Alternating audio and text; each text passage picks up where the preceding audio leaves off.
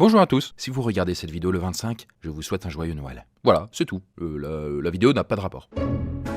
Salut les poissons perroquets, qui est d'ailleurs un poisson qui vit dans les îles tropicales, comme l'île Maurice. L'île Maurice, c'est où déjà ça? Eh bien, dans l'océan Indien, juste à l'est de Madagascar. Et derrière sa façade paradisiaque, elle a été le théâtre d'une histoire aussi tragique qu'étonnante. Connaissez-vous les dodos? Putain, on dirait un gros poulet quand même. Les dodos, attends. C'est pas une espèce d'oiseau un peu pataude qui a complètement disparu parce qu'il était pas très malin et qu'il se faisait massacrer par l'homme? Eh bien certes, il a disparu il y a plusieurs siècles et il avait une allure un peu atypique. Mais il n'était pas spécialement idiot, hein. Et la preuve puisqu'il s'est volatilisé après avoir vécu sur l'île pendant 4 millions d'années. Et pour ce qui est de son extinction, peut-être qu'il ne s'agit pas de l'homme. Ah, là est toute la question. Et justement, puisqu'on parle de disparition, sachez que j'ai créé un projet secret qui s'appelle le projet Matrice, sur lequel j'ai bossé avec plusieurs personnes de mon équipe et que j'ai totalement arrêté. Je l'ai enterré, voilà, il est mort quoi. Bref, j'étais allé très loin, mais ça a planté. Et j'ai fait une grosse vidéo sur la chaîne secondaire pour expliquer tout ça. Donc si ça vous intéresse de connaître les raisons et de pas les reproduire vous-même, allez checker ça, lien en description. Et si le dodo n'avait pas disparu pour les raisons qu'on croit? Alors je sais, on a l'impression qu'on s'en bat les couilles, mais vous allez voir que c'est passionnant. Parce que si ce n'est pas l'homme qui l'a fait disparaître, alors qu'il avait vécu 4 millions d'années, alors quoi? Eh bien, vous connaîtrez la réponse dans moins de 360 secondes.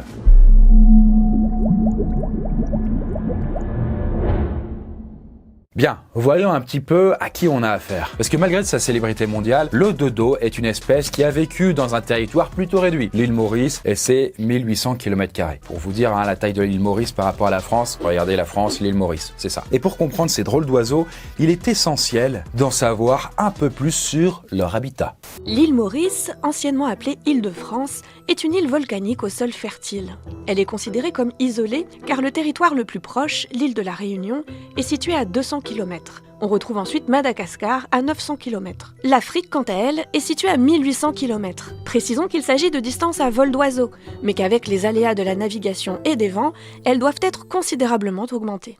Voilà, on ne pouvait pas mieux dire. Alors certes, aujourd'hui, avec l'avion, les distances ne sont pas les mêmes. Mais pendant la majeure partie de son histoire, l'île était isolée et très difficile d'accès. En fait, autrefois, du temps de la Pangée, l'île était... Attends, c'est quoi la Pangée? Oh bah ça c'est juste le supercontinent qui existait il y a plusieurs centaines de millions d'années. Quand tous les continents étaient réunis en un seul, puis au fil du temps il s'est disloqué pour former les divers continents qu'on connaît quoi. Bon, naturellement, beaucoup d'espèces vivaient sur la Pangée et bah avec la dislocation, elles se sont retrouvées isolées aux quatre coins du globe et ont évolué indépendamment. Mais avec les mouvements des continents, certains petits bouts de terre sur lesquels il n'y avait aucun animal, comme l'île Maurice, se sont retrouvés isolés en pleine mer. La flore s'est développée puisque les graines et les pollens étaient portés par le vent, des plantes qui étaient loin de là. Mais pour ce qui est de la faune de ces putains de bestioles, les choses se sont avérées bien plus compliquées. Et oui, puisque hormis les mammifères marins, très peu d'animaux peuvent accéder à ces terres isolées. En fait, c'est beaucoup trop loin des côtes continentales. Et les compétences de nage des mammifères ne sont pas assez développées. Faut quand même avoir une bonne brasse, quoi, vous voyez. Mais enfin, dans l'eau, il y a quand même certains animaux qui peuvent contourner les contraintes de distance. Et vous les voyez venir, hein, je parle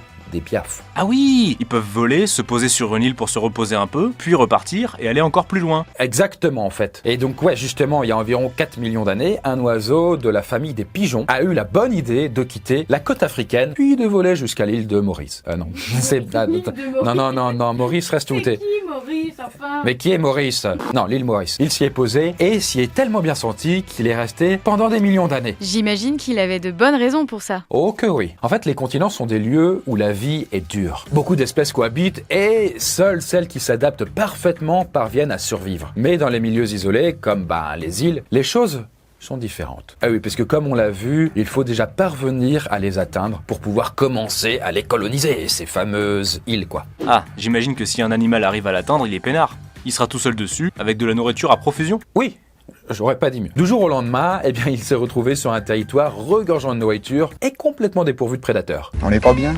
À la fraîche? Le mec, il était au paradis, quoi, clairement. Et au fil du temps, son corps a complètement évolué. Son bec de pigeon, parfait pour picorer des graines, s'est adapté pour attraper plus facilement les fruits poussant sur l'île. Et comme il n'avait plus aucune raison de voler, ses ailes se sont atrophiées et il a perdu sa capacité de voler. Il a grossi, il a grandi, bref, il s'est adapté à ce milieu paradisiaque dans lequel il était épaules, quoi. D'ailleurs, ce phénomène de grossissement est assez connu et répond au nom de gigantisme insulaire. Lorsqu'un herbivore se retrouve dans un milieu isolé, abondant en nourriture et dépourvu de prédateurs, il a tendance à grossir. Cette évolution s'explique par le fait que c'est souvent leur petite taille et leur rapidité qui permettent aux herbivores d'échapper à leurs prédateurs. Sans animal pour les chasser, ils n'ont plus aucune raison de conserver ces caractéristiques. Les dodos n'étaient pas tout seuls sur l'île. Il y avait aussi d'autres oiseaux et quelques tortues de mer qui passaient de temps en temps, mais pas de prédateurs. Ceci dit, avec les grandes expéditions navales du 15e et 16e siècle, les choses vont changer. Les hommes se sont mis à faire des haltes sur l'île Maurice, histoire de pouvoir se ravitailler en eau et en bouffe. Là, ils se sont rapidement aperçus que l'île regorgeait de ressources et qu'il y avait une espèce assez facile à chasser. Le dodo. Même le nom est ridicule. Bon bref, en tout cas c'était le début de la fin pour les dodos, qui se faisaient chasser et tomber comme des mouches. Et certains témoignages des colons de l'époque racontent qu'il y avait qu'à s'en approcher et les assommer avec un bon coup de matraque bien placé sur la tête pour en attraper un. Les dodos ne faisaient rien, ne tentaient rien du tout pour se défendre. Ils n'essayaient même pas de fuir. Oh non, les pauvres, ils devaient être tétanisés, c'est pour ça qu'ils bougeaient pas. Eh bien non, en fait c'est plutôt l'inverse. Comme il évoluait dans un environnement dans lequel il n'y avait absolument aucun danger, son cerveau a progressivement perdu la notion de ce qu'était le danger. Ouais, et du coup, c'est les humains qui les ont tous butés. Alors non, certes, les hommes se sont mis à chasser les dodos pour les manger, mais bon, il paraît que leur viande n'était pas très fameuse, quoi. C'est pas bon, quoi.